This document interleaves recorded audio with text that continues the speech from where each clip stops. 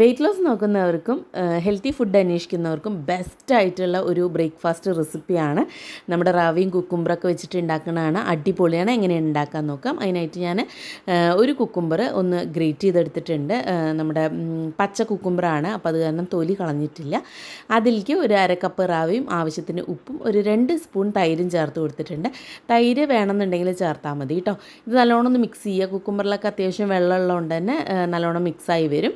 ഇനി നമുക്കതൊരു 10 മിനിറ്റ് മാറ്റി വയ്ക്കുക. റവയൊക്കെ ഒന്ന് കുതിർന്ന് വരട്ടെ. ആ നേരം കൊണ്ട് നമുക്ക് കുറച്ച് നാളികേരം, ഒരു 2 ടേബിൾ സ്പൂൺ നാളികേരത്തിൽ ഒരു പച്ചമുളക് ഇട്ടിട്ട് ഇതൊന്ന് കറക്കിയെടുക്കുക. വെള്ളമൊന്നും ഒഴിക്കേണ്ട.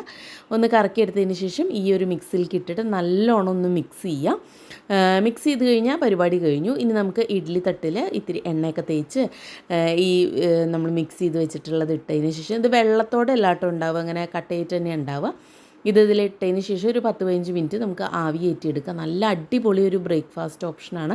നല്ല ടേസ്റ്റാണ് കേട്ടോ. അപ്പോൾ ഹെൽത്തി ആയിട്ടൊക്കെ കഴിക്കുന്നുണ്ടെന്നുണ്ടെങ്കിൽ ഇതൊന്ന് ട്രൈ ചെയ്ത് നോക്കുക. ഫ്രണ്ട്സിനും ഫാമിലിക്കൊക്കെ ഷെയർ ചെയ്യുക. ഇതുപോലത്തെ റെസിപ്പി വേണമെന്നുണ്ടെങ്കിൽ ഒന്ന് ഫോളോ കൊണ്ട് ചെയ്യുക കേട്ടോ.